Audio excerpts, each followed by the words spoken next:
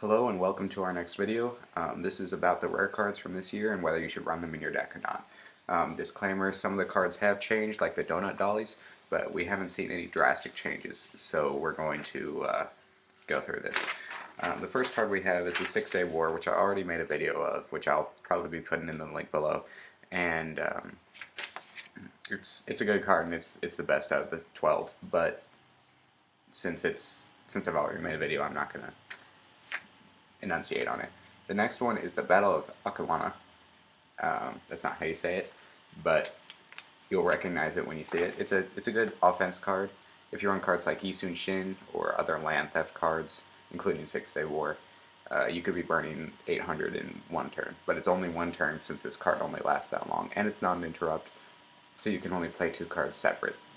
So I'm not going to run it because it's just not an amazing effect.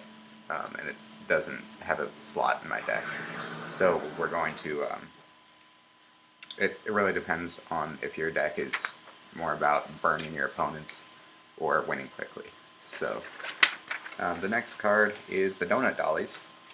It's not the best card, that's 6-Day War, but it's a must run because 500 morale is just phenomenal in any deck. The second ability is negligible. Let me read it. It says, once, increase your morale by 500. And then it says constant, increase the strength of any army in Europe by 600. Usually you're not going to be able to use the second ability, but the first ability is really all you need. It's just a morale card. Now we have the Louisiana Purchase. It says search your deck for any one technology and put it into play. You gain an extra 200 morale. Reshuffle your deck afterwards. It's interesting. You get a location card and 200 morale right off the bat, so that's a good effect. So if you have the printing press or a pneumatic tire, you're automatically gaining 700, which is good for one card.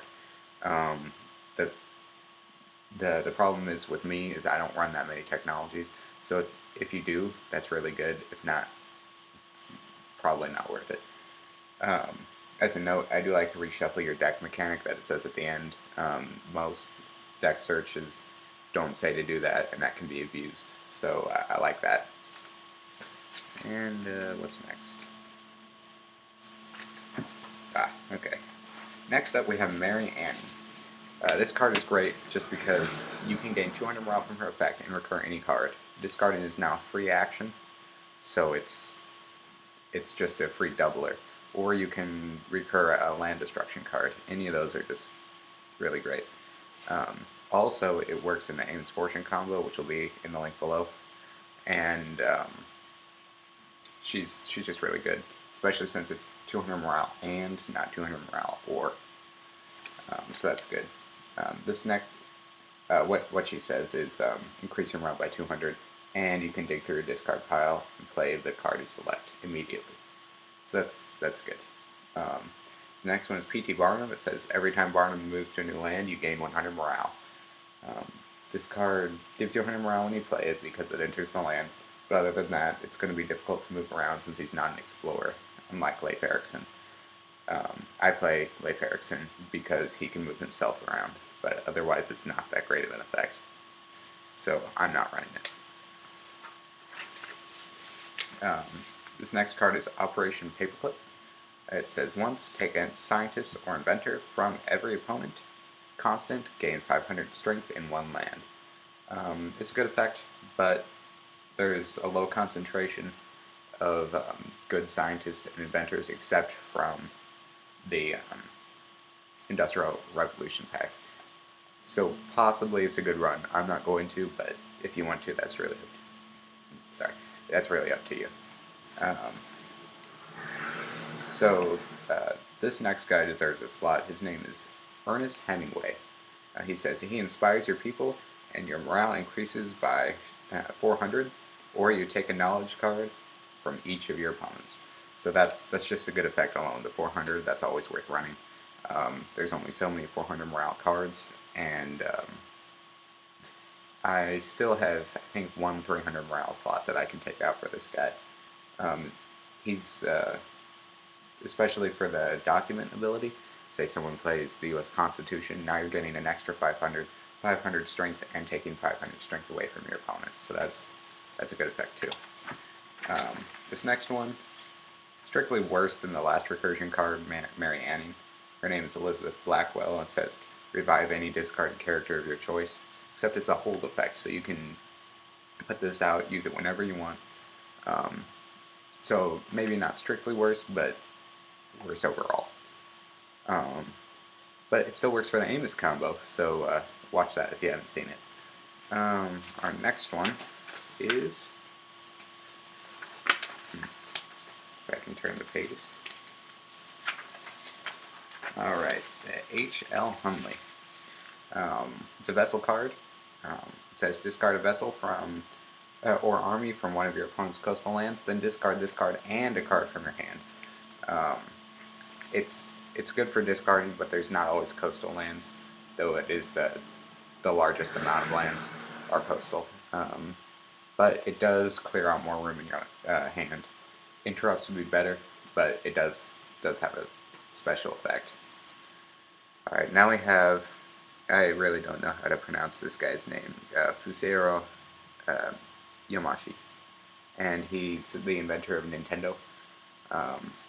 He only gives us 400 morale if we have Japan, and if our opponents have Japan, it gives both the opponent and you 200.